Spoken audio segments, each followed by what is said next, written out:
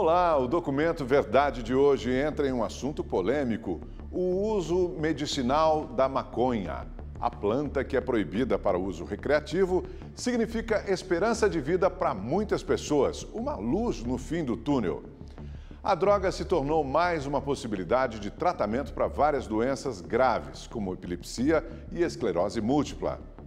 Um medicamento que alivia não só a dor dos pacientes, mas de famílias que encaram a justiça para plantar e colher maconha dentro de casa.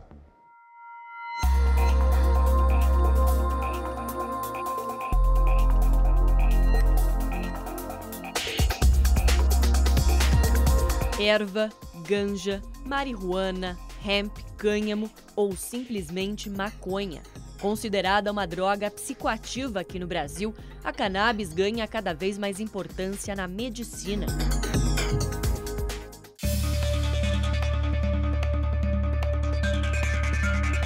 Os vídeos mostram a realidade de quem luta pelo uso da maconha como remédio. Mas nós não estamos falando do cigarro, do baseado, como dizem. Estamos falando de medicamentos, feitos a partir de substâncias extraídas da erva. São os canabinoides, que podem ajudar em vários tratamentos, como epilepsia, mal de Parkinson, esclerose múltipla e dor crônica. As substâncias mais conhecidas são o CBD e o THC.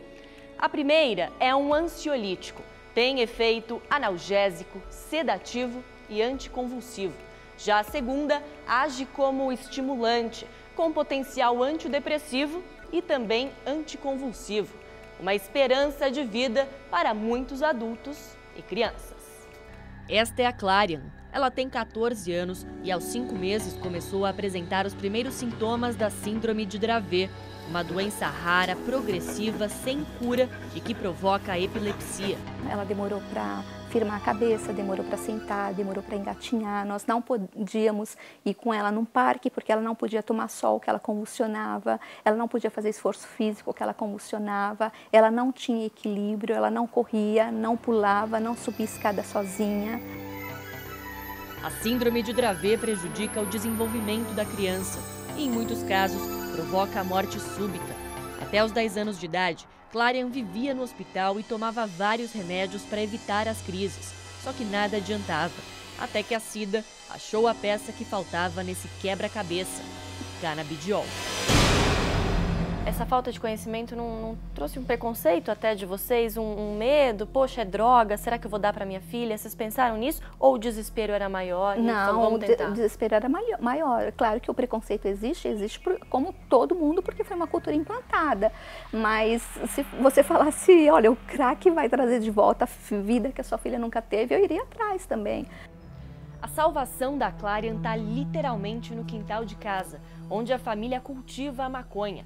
É a partir dessas plantas que eles conseguem fazer a produção caseira do canabidiol. Com todo esse estoque vivo, dá para garantir 1 ano de tratamento. A partir do uso do CBD, as crises dela diminuíram 80%. Mas conseguir esse direito não foi nada fácil. O canabidiol não é vendido legalmente no Brasil. Precisa ser importado e só com a permissão da Anvisa. Cida foi atrás. Chegou a importar a medicação dos Estados Unidos ao custo de R$ 1.500, procurou uma rede clandestina de distribuição e viajou até o Chile para aprender a fazer ela mesma o remédio. A batalha deu certo. Em 2017, a mãe conseguiu uma autorização da Justiça para plantar a maconha medicinal da filha dentro de casa. Direito que apenas 3 famílias no país conseguiram até hoje. Hoje são pouquíssimos os médicos que receitam a maconha medicinal para os pacientes. Mas a psicanalista e psiquiatra Eliane Nunes, que é primeiramente uma grande estudiosa sobre o assunto, já prescreveu por diversas vezes cannabis para os pacientes, né, doutora? Sim. Por que receitar maconha? Nós temos hoje no Brasil a possibilidade de prescrever como medicamento uma substância que é considerada nos Estados Unidos como alimento. Nós aqui no Brasil, nós temos uma RDC que coloca a cannabis medicinal como uso compassivo. Compassivo vem de compaixão, então nós teríamos por aqueles pacientes que já tentaram de tudo. Clarian toma gotinhas do óleo 2 vezes ao dia. Assim, consegue passar um mês inteiro sem convulsionar. A família tem aqui uns 20 pés de maconha que o Fábio é o responsável por cuidar, com todo amor e carinho, Com né? certeza. São seus xodós. Minhas filhas. Suas filhas. Minhas filhinhas, né? Até a Clarian mesmo brinca, né? Minhas irmãzinhas. As plantas ficam debaixo de lonas, a uma temperatura controlada com lâmpadas e ventiladores.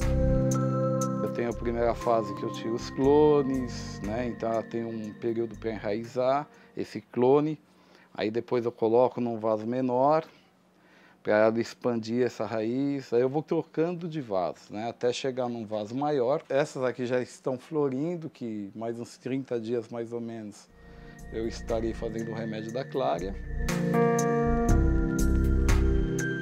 Depois de tanto sofrimento, de tanta luta, ver a Clarian assim, andando, falando, pulando, brincando de quebra-cabeça, como que é para vocês? Nossa, é maravilhoso, é. Não, hoje eu consigo pegar minha filha, ir para shopping. Hoje ela tem infância que ela nunca teve.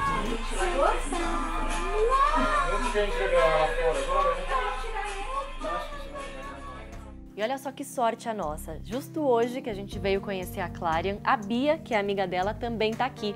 A Bia que tem paralisia cerebral e faz o tratamento com o uso de cannabis. Vou conversar com a mãe dela, a Madalena. Olá. Madalena, o que te levou a dar maconha para sua filha? O que levou a dar maconha? Ela era totalmente apática, sabe? Quietinha. E convulsões que estavam sem controle. Então ela podia convulsionar de manhã, de tarde, de noite, tá dormindo, acordando, convulsionando. Na época todo mundo me chamou de maluca, me chamou de você é inconsequente, você tá louca. Não me interessa, eu vou ir pro médico, ele sabendo, com o conhecimento dele, vou fazer, mas vou fazer. E fiz. Bia tomava 7 remédios. Em um ano, usando o óleo, diminuiu para 2. A mãe recebe o fitoterápico de uma ONG sediada em João Pessoa, que tem autorização da Justiça para cultivar maconha e distribuir o extrato a pacientes cadastrados. Eles enviam até sua casa? Sim. Chega numa caixinha dessa pelo correio? Chega numa caixinha dessa. Essa é a santa caixinha, quando o carteiro vem eu fico feliz da vida. E é esse óleo aqui que ela usa? Isso, ela usa o Vem verde. num potinho assim. Exatamente, eu recebo, esse é o que ela usa. Ela usa em torno de 4 ml, dá mais ou menos 15 dias, um vidrinho desse. Né? Então eu já nem ponho mais em gotinha, já sei mais ou menos que isso aqui dá uma colherzinha de chá, então eu já vou na colherzinha de chá, aí se cair alguma gotinha você já põe na boca, você não perde nada, sabe? Aqui, isso aqui pra mim é assim, vale mais do que ouro. Hoje a gente sabe que ela pode ser usada, vamos pensar na terceira idade, para diabetes, para pressão alta, para problemas de memória, totalmente ao contrário do que as pessoas falam. Por isso que eu acho que é importante a gente devolver, e não é dar para a cannabis, é devolver para ela esse uso milenar, né, de 5.000 anos como uma substância medicamentosa. Ela é remédio. Quando antigamente, na minha adolescência, ai, fulano é maconheiro, você se afastava. Hoje não, eu aprendi que maconha é vida. Assim como qualquer planta é vida. Tudo vai de como você saber usar. O professor Elisaldo Carlini, da Universidade Federal de São Paulo, é pioneiro em pesquisas sobre a maconha no Brasil e colaborou para o desenvolvimento de medicamentos à base da planta nos Estados Unidos. Ele afirma que os primeiros relatos desse uso medicinal são de 3.000 anos antes de Cristo. Ali na Índia e na Arábia, ela era considerada um antiepilético muito bom contra a epilepsia. Então, na verdade, é um medicamento que agora começa a ser reconhecido pelo mundo ocidental. Além de pesquisador, Carlini é ativista. Em fevereiro deste ano, o professor chegou a ser intimado pela polícia, acusado de fazer apologia às drogas. Até hoje, a maconha é proibida no Brasil. Se você for médico e prescrever, você pode ser preso. Se você tiver maconha consigo, pode ir para a cadeia. Se você fumar maconha, proibido. Mas a lei ainda precisa ser abolida, porque as mudanças estão sendo muito lentas. A maconha tem uma toxicidade muito menor que o álcool. Então, culturalmente, a gente aceita o álcool, mas não aceita a maconha. E também, eu sou professora de toxicologia, eu sou absolutamente contra a gente falar, não faz mal, não faz mal. Tudo faz mal e tudo faz bem, depende de como é utilizado, certo? Dificilmente uma pessoa que usa com finalidade terapêutica, ela vai ter o mesmo comportamento de busca que uma pessoa que usa com fins recreativos. Porque a dependência é um fenômeno que é psico-biosocial. Então tem vários interferentes aí. Então, quem usa recreativamente é um padrão de uso.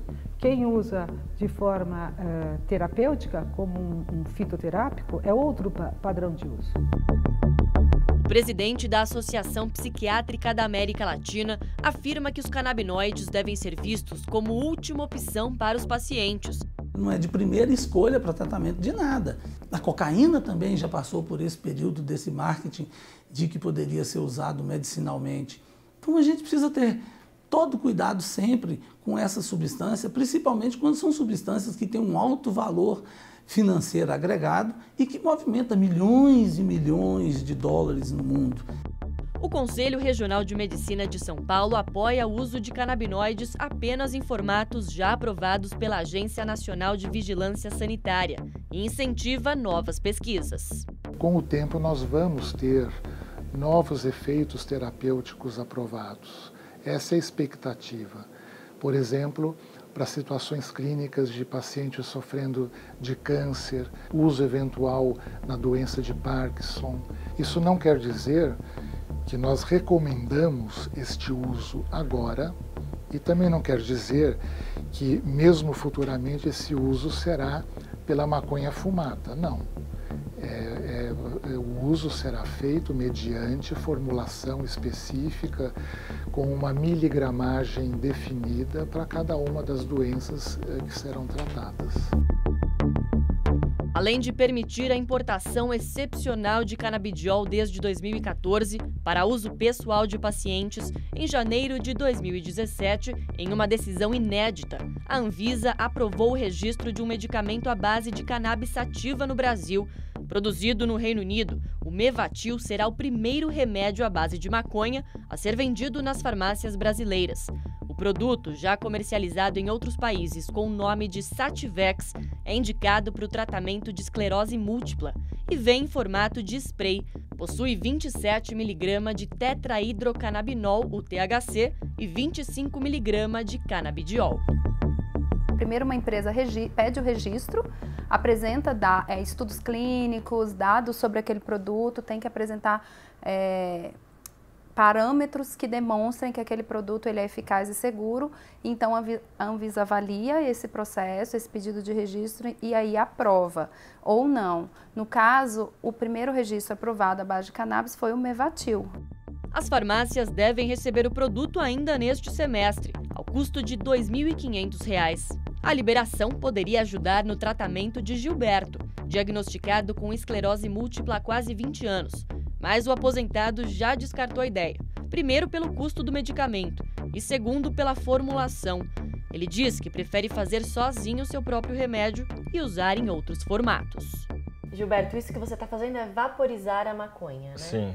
Você usa um vaporizador, que é esse aqui, encheu o saquinho e aí você respira, inala. Isso, eu inalo a substância. Faz parte do seu tratamento. Sim, a cannabis inalada ela tem um efeito muito mais rápido, né, em 30 segundos. Diferente da ingerida, que ela demora até 2 horas para fazer o efeito, né? Quando você tem dor, inclusive você, por esse efeito ser mais rápido, né, você consegue controlar melhor a dose, né?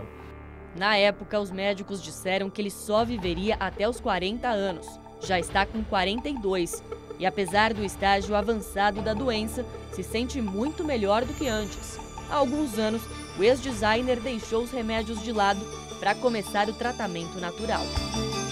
É uma nova vida, né? Diferente eu sou uma outra pessoa hoje, né? E muito diferente para onde que a doença teria me levado há um tempo atrás, né? Eu tenho uma vida nova hoje. Gilberto admite que já comprou maconha de traficantes, pela dificuldade de se conseguir a erva por meios legais, mas hoje prefere cultivar em casa, mesmo sem permissão. Você tem a recomendação médica um acompanhamento médico, tem um acompanhamento da Universidade Federal de São Paulo. Sim. Mas você não tem autorização para plantar e para cultivar em casa Não, ainda, eu né? sou... É que eu gosto desse negócio de ser criminoso. Você se sente um criminoso? Pois, pelas leis brasileiras sim, né? Eu tenho problema. Toda vez que eu ouço sirene aqui, passando, já dá aquele geladinho aqui dentro, né? Porque também, se eles entrarem aqui dentro, eles vão matar todas as minhas plantas, né? Eu vou ficar sem remédio, né?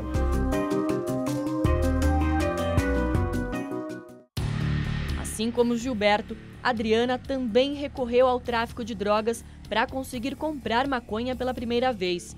Ela tem aracnoidite, uma inflamação na membrana que envolve o cérebro e a medula e causa dor crônica. A aracnoidite não tem cura, mas tem tratamento. A Adriana, para aliviar a dor, toma 4 remédios por dia, né, Adriana? Isso. E um medicamento vindo da cannabis poderia te ajudar e muito. Muito, né? Poderia até diminuir o número de remédios que você toma para dor. Poderia substituir alguns, não digo que eliminaria todos, mas já há relatos, né, de outros países em que até 80% consegue diminuir essa dor, dependendo da pessoa, com o uso do medicamento proveniente da cannabis. Adriana sente tanta dor que mal consegue se mexer, passa o dia todo assim deitada e se sentar já é quase impossível. Foi pelo desespero de ver a vida passar na cama que a fonoaudióloga se arriscou na criminalidade. Nós tentamos sim, nós fomos comprar, nós tentamos a mais pura possível, foi falar com o traficante, foi explicar, é uma pessoa doente, por favor, né, tente uma mais pura para não ter tanta mistura de química, mas é bem difícil. Então assim, é uma culpa muito grande, mas ao mesmo tempo você quer tanto melhorar, você quer tanto diminuir a dor que te tira do eixo, que você aceita. Adriana chegou a consumir a droga em forma de óleo. Sentiu uma leve melhora no sono, mas teve problemas no estômago. A maconha recreativa, aquela comprada no tráfico, usada no fumo, ela pode ser considerada um remédio, um medicamento? Ela pode, mas ela não tem controle de qualidade. Então, por exemplo, essa maconha comprada na rua, tal, ela não tem... Ela tem, primeiro, ela tem uma quantidade de agrotóxicos muito alta. Fora isso, essa maconha comprada na rua, ela tem fungo, ela pode estar velha e deteriorada, porque não tem controle de qualidade. Por não ter condições de pagar pela importação do óleo, Adriana desistiu da cannabis por enquanto e agora vai tentar um experimento com células-tronco. Este farmacêutico acredita que já há um avanço no Brasil em relação à distribuição e venda de medicamentos que tenham princípios ativos da maconha. Porém, para ele, o cultivo da planta por aqui está longe de ser permitido. A maconha é considerada como uma droga, né? E no Brasil o consumo desses entorpecentes ele é proibido. Então, nesse sentido, acho que não vai avançar na plantação da maconha no Brasil. Agora, você desenvolver um produto sinteticamente através da planta para ser comercializado, tudo bem, é isso que está acontecendo. Nós viemos conhecer uma empresa no interior de São Paulo que foi a primeira do Brasil a importar maconha para o desenvolvimento de um medicamento fitoterápico. Eu vou conversar aqui com o presidente dessa empresa, que é o Caio Abreu. Caio, o ponto de partida de vocês foi no comecinho de 2017, quando vocês conseguiram de fato importar do Canadá a maconha? Exato, levou aí um prazo de 6 meses até a gente conseguir as autorizações para efetivar a importação. O produto chegou em novembro de 16 e levou mais 40 dias até o desembaraço, né? A primeira vez, todo mundo estava aprendendo, não só a empresa, a própria Anvisa, Ministério da Agricultura, Receita Federal, primeira vez que isso foi recebido pelas autoridades alfandegárias e conseguimos receber em janeiro de 17. Quando a maconha foi importada, ela veio nesse pote aqui.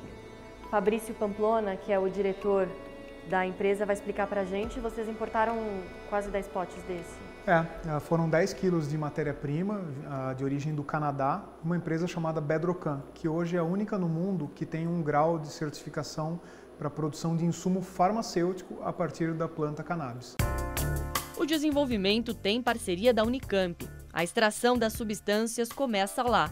Depois, nesta sala, o extrato bruto passa por algumas etapas até chegar à forma final, um concentrado rico em canabinoides com sabor de laranja. Esse primeiro medicamento ele tem como principal ativo o canabidiol e a gente está desenvolvendo para epilepsia refratária infantil, dada a demanda e a necessidade desse tipo de medicamento no nosso país. Então a possibilidade de tratamento com cannabis para esses diversos públicos que têm se beneficiado, ele é urgente, é necessário e os produtos disponíveis não estão hoje dentro de uma qualidade que seria o desejável, né? E essa é a nossa meta, levar isso para esse público. Apesar de estar livre para produzir e distribuir a medicação, o laboratório não tem liberação para o cultivo da planta. Mas o desejo dos diretores para o futuro é desenvolver uma plantação bem parecida com esta canadense, de onde veio a planta importada por eles. Quando vocês esperam ver os medicamentos na farmácia? O meu desejo e o plano que a gente tem de desenvolvimento do medicamento é 2020.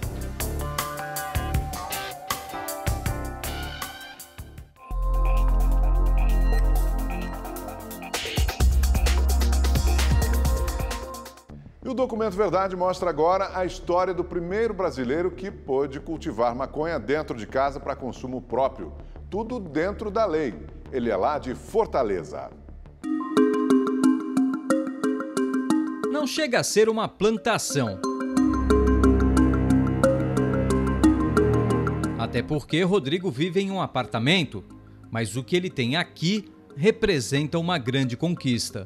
Foi uma vitória que demorou um ano, acredito, aproximadamente. A gente deu entrada e isso teve que passar, né, por todas as instâncias, mas logo saiu a liminar. Para entender essa história, temos que voltar ao ano de 2005. Um acidente mudou para sempre a vida de Rodrigo. Mergulhei na piscina e não saí mais. Bati a cabeça no fundo da piscina e fraturei a cervical. A partir dali, 80% da minha vida, a 90% mudou, porque eu perdi o movimento e a sensibilidade do peito para baixo, mais ou menos, do ombro para baixo. Além da cadeira de rodas, Rodrigo também passou a conviver com as dores. Quando eu estou em crise, normalmente eu não consigo fazer nada, não consigo pensar, não consigo...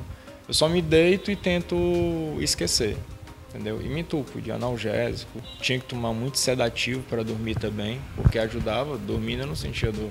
Sem falar nos espasmos musculares. O Rodrigo descobriu que tinha uma substância que poderia melhorar a condição dele. Em um momento que eu me encontrei com dois colegas, socialmente, que eles estavam bebendo, a gente se encontrou e fumou um baseado, entendeu? Feito com maconha, e só fumamos, conversamos a noite toda. No dia seguinte, eu percebi uma grande diferença em como o meu corpo estava, porque eu tinha acordado disposto, que é uma coisa que não costuma acontecer, porque eu já acordo com dor. Então eu acordei disposto, entendeu? Acordei sem as tremedeiras de sempre e com uma sensação de bem-estar, porque há 8 anos eu não sabia o que era ficar sem dor. Quando eu faço uso, os espasmos reduzem entre 70% e 80%. As dores, às vezes, se mantêm inertes por dias, às vezes semanas. Em setembro de 2017, Rodrigo foi o primeiro brasileiro adulto a conseguir autorização da Justiça para plantar maconha em casa para fins medicinais. Não foi uma vitória fácil, até por conta da polêmica e do preconceito que tem em torno dessa matéria. O Rodrigo tem um documento que é denominado salvo-conduto, que é como se fosse um mandado judicial. Caso ele seja parado por qualquer autoridade policial, esse documento é o que resguarda e protege o Rodrigo. Então ele não pode ser preso, ele não pode ser conduzido à delegacia. O laudo solicitando o tratamento com maconha foi deste médico de Recife. Uma primeira tranquilidade que a gente tem que ter é de que a maconha ela não mata, ou seja, não existe nenhum relato na literatura universal que demonstre que algum ser vivo tenha vindo a óbito, a falecimento, por interação dos canabinoides com o corpo. O Rodrigo mora num apartamento, claro, não tem quintal. Nesse apartamento aqui onde ele mora não tem nem varanda, então ele tem que cultivar a maconha nesses vasos, em pequenos vasos, porque é a única opção que ele tem de cultivo.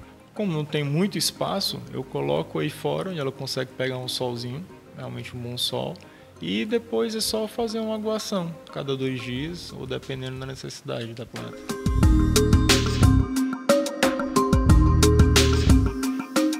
A melhora é considerável, entendeu? A minha situação foi por uma questão de qualidade de vida, porque eu tinha alguns problemas que me impediam de exercer atividades diárias. Mas eu apoio totalmente o autocultivo porque existem pessoas que correm risco de vida.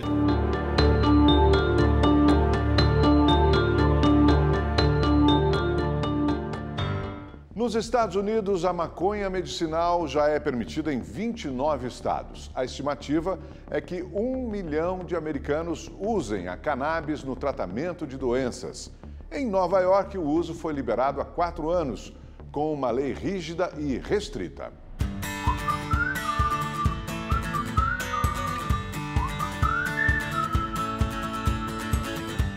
Sabe aquela vida que retrata o sonho americano? Bom emprego, casa, família.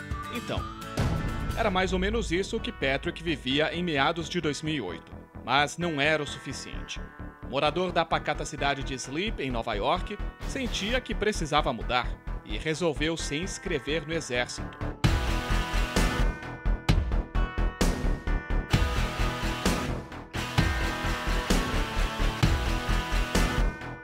Dois anos depois, estava no Afeganistão, em uma das missões mais duras da época.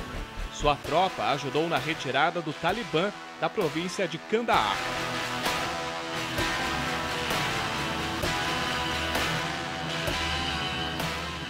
Meses depois, de volta a Nova York, Patrick era outra pessoa. At first, I didn't realize that I was even having difficulties because I thought what I was going through was just kind of... A princípio eu não percebi que eu tinha dificuldades, porque eu pensei que o que eu estava sentindo era normal. Eu estava distante da sociedade e eu me isolei. Eu não sabia mais interagir com as pessoas e senti que eu havia mudado.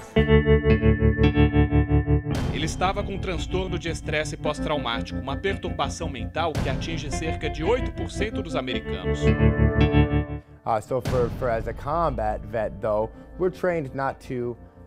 Então, para nós, veteranos de combate, é difícil admitir que temos um problema e pedir ajuda. Acima de tudo, porque fomos treinados no caminho oposto. Então, para fazer isso, você tem que mudar de dentro para fora. É difícil para qualquer um.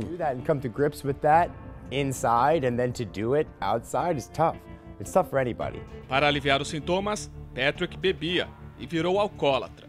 Depois passou a tomar medicamentos de tarja preta receitados pelos médicos. E mesmo assim, não via melhoras. Eu levei anos com todos esses medicamentos e tratamentos que estavam me dando e nada funcionou, nada. Eu ainda estava indo e voltando de hospitais até que comecei a usar a maconha como minha única medicação. E a vida aflorou. A maconha medicinal foi legalizada no estado de Nova York em 2014, mas só chegou às mãos dos pacientes 1 ano e meio depois. A lei por aqui é considerada dura. Tudo é controlado pelo governo do estado. Apenas médicos cadastrados podem receitar o medicamento. E o paciente precisa ter uma carteira do programa para comprar a maconha. A prescrição é feita em casos específicos, doenças terminais e crônicas, como epilepsia, Parkinson, Alzheimer, HIV e câncer. E em breve, as indicações podem aumentar. Ela deve ser usada no combate à crise de opioides, os remédios de tarja preta usados para aliviar dores crônicas. O problema é que, de acordo com o Centro de Controle e Prevenção de Doenças americano, 6 em cada 10 mortes por overdose nos Estados Unidos ocorrem pelo uso desses medicamentos. E como a maconha tem um efeito anestésico, um estudo feito pela Academia Nacional de Ciências mostrou que 8 em cada 10 pacientes que receberam cannabis em forma de óleo deixaram de usar os opioides. We know it's a very effective medication É uma medicação eficaz, mas existem diversos obstáculos para podermos usá-la de maneira legal, sem nenhuma penalidade, evitando quebrar a lei associada à cannabis medicinal, já que ela é estritamente proibida no âmbito federal. Mas o estado de Nova York reconhece os seus benefícios. O geriatra foi um dos responsáveis por implementar um programa de maconha medicinal nesta casa de repouso em Riverdale. Por aqui, os idosos podem ser tratados com a cannabis. Um caso específico é de pacientes com convulsões, uma senhora que toma medicamento e mesmo assim as convulsões continuam. Como geriatra, temos receio de dar mais medicamentos que podem deixar o paciente sonolento ou ter outras reações. Então, sabemos que a cannabis é utilizada de maneira eficaz. Nós damos a ela a cannabis medicinal e nós notamos que em 1 ou 2 semanas já não havia mais convulsões. E a lei aqui do estado de Nova York é bem clara. Os médicos não podem comprar a maconha medicinal e nem administrá-la a seus pacientes. Eles possuem a permissão apenas de receitá-la. Ou seja, neste lar de idosos, cada um dos moradores que possui a sua receita precisa ele mesmo ou algum familiar ir comprar o remédio e deixá-lo guardado no próprio quarto. Por isso, há este cofre ao lado da cama de Ellen, que há 1 ano toma o remédio à base de maconha para aliviar os sintomas da doença de Parkinson. Os meus pés, principalmente os dedos, se curvavam. Era muito dolorido. Era como se arrancassem a pele das pernas. Os tornozelos se contorciam e não tinha nada que melhorasse. Não conseguia ficar sentada assim por 1 hora. Precisava massagear os pés. As preocupações com os efeitos colaterais com a cannabis estão geralmente associadas às dificuldades de aprendizado. Mas isso é muito mais visto com altas doses de cannabis, geralmente pessoas que usam maconha recreativa, mas na nossa população estamos dando quantidades pequenas de cannabis, de uma maneira bastante controlada. Nós geralmente não vemos efeitos colaterais. Nova York, inclusive, proíbe o uso da maconha medicinal em forma de cigarro. Aqui ela só é vendida em cápsulas, óleo ou como vaporizador. Existem apenas 19 pontos de venda em todo o estado. O tratamento pode custar até $500 por mês, valor que não é coberto pelos planos de saúde. Não é socialmente aceito mesmo sendo um medicamento. Superar esse obstáculo é um dilema.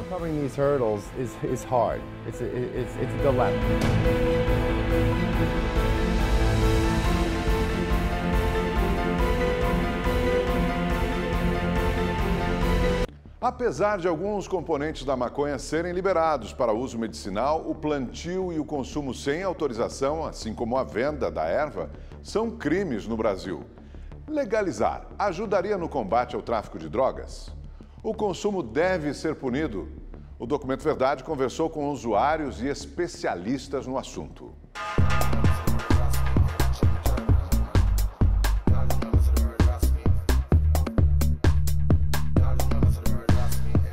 Eu tô com um baseado, cara, eu não tô fazendo nada a ninguém. Como tem um cara ali do outro lado da rua fumando um cigarro, eu tô aqui fumando meu baseado. Qual a diferença? A princípio eu só usava ia de sexta e sábado. Aí depois passei a usar domingo e isso foi crescendo, foi crescendo. Segundo o relatório divulgado pela Organização das Nações Unidas em 2017, a maconha é a droga mais consumida no mundo. 3,8% da população adulta mundial fazem uso da substância. Só em 2016, 183 milhões de pessoas usaram a droga. É o caso deste jovem de 21 anos que preferiu não se identificar. Ele conheceu a maconha ainda na adolescência. Por volta dos 15, 16 anos, eu comecei a usar, mas não era nada regular. Quando entrei na faculdade, aí começou a ser já mais presente na minha vida.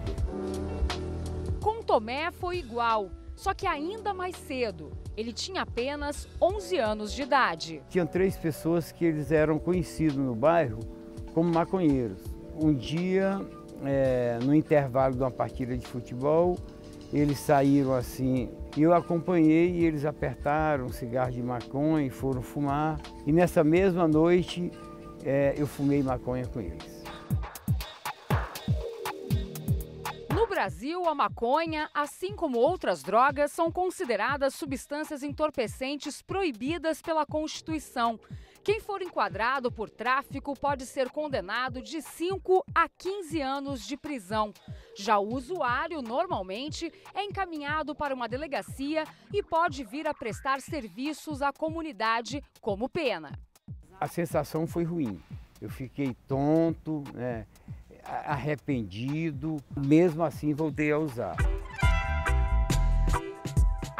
A porta de entrada foi a mesma, mas os dois seguiram caminhos distintos no mundo das drogas. O jovem que sofria de depressão e até hoje tem crises de pânico procurou ajuda médica. Com 17 anos eu fui diagnosticado com depressão e ansiedade. Tive alguns surtos de pânico na época. Fiz tratamento com os remédios que o psiquiatra passou normalmente. Depois desse tempo, eu parei de tomar. Insatisfeito, trocou por conta própria os medicamentos pela maconha.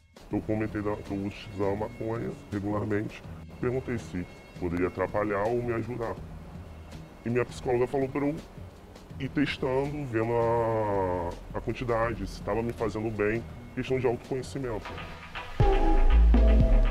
Já Tomé se tornou um dependente químico. Eu comecei a conhecer outras drogas, LSD, anfetaminas, drogas mais pesadas, mas eu tenho certeza, absoluta certeza, que foi através da minha iniciação no uso da maconha que eu conheci outras drogas. Este médico, que é diretor de uma clínica especializada em tratamento psiquiátrico e dependência química, alerta para os impactos que o consumo da droga pode trazer aos usuários. A maconha causa dependência química, isso é uma coisa importante que os usuários de maconha devem saber. Uma vez dependente, ele nunca mais vai poder usar a droga, porque ele recai. Já este pesquisador, que atua em um núcleo de estudos sobre psicoativos, não vê a maconha como vilã. Do ponto de vista médico, ela não tem grande toxicidade para o organismo. Não é, por exemplo, que nem um opiáceo, entendeu? Que você pode morrer dependendo da dose. Uma dose pequena você pode ter uma overdose. Segundo o Instituto de Segurança Pública do Rio de Janeiro, entre os 3 tipos de drogas mais apreendidas no estado, a maconha é a mais representativa. Entre 2010 e 2015, houve um aumento de 160% no número de ocorrências envolvendo a erva. Para este especialista em segurança pública, a legalização da droga não impactaria no crime organizado. É muita ingenuidade das pessoas e alguns especialistas achar que liberando a maconha haverá algum impacto na segurança pública. É uma droga que, embora seja muito vendida, há uma demanda muito grande sobre ela. Existem outras tantas que o traficante vai continuar traficando. Já este pesquisador da Fiocruz não vê benefícios na proibição em vigor hoje no Brasil. Colocar um garoto de 19 anos que fez uso de um cigarro de maconha numa prisão dessas, nas condições que estão, superlotadas, etc e tal, é quase que pedir para ele se alinhar a uma facção. A relevância em termos de segurança pública são os cabeças do tráfico, os caras que trabalham no atacado, as pessoas que lavam dinheiro. E quais seriam os impactos na saúde pública? A maconha causa cânceres, a maconha causa infertilidade. A liberação da maconha, ela correria um risco gigantesco, muito mais nos adolescentes do que nos adultos. Se é adulto, deveria saber o que está fazendo, mas adolescente quer experimentar. Se você regulamentasse, se você criasse regras para a produção, circulação e consumo da maconha, você ia permitir que pessoas que tivessem prescrição médica ou que quisessem usar a maconha para fins terapêuticos, enfim, elas teriam acesso de controle da qualidade, do que elas estariam consumindo, como qualquer remédio. E eu não tenho a menor dúvida que se aos 11 anos de idade eu não tivesse experimentado aquele cigarro de maconha que muitos acham inofensivo, a minha vida teria sido completamente diferente do trajeto. O que faz crer que a maconha pode entrar para outras drogas, como você compra. Se você começa a regulamentar e você começa a dar uma base para essa venda, você não tem esse contato. E será que a solução é a regulamentação da maconha? Talvez pegar como um exemplo positivo os controles e a regulamentação cada vez mais rigorosa que nós fizemos com o cigarro. Que aí o cigarro, quando você começou a proibir propagandas, você começou a aumentar os impostos sobre o cigarro, você teve uma diminuição do consumo. A liberdade ela tem que vir com uma grande responsabilidade e ela tem que vir de uma forma proporcional. Por isso que tem que haver educação, tem que haver campanhas esclarecedoras sobre isso e para que as pessoas compreendam que aquela liberação, se caso ocorra, ela vai demandar também comportamentos adequados para que haja aquela forma de você pensar, sentir e agir usando a lei e estando dentro do limite dela.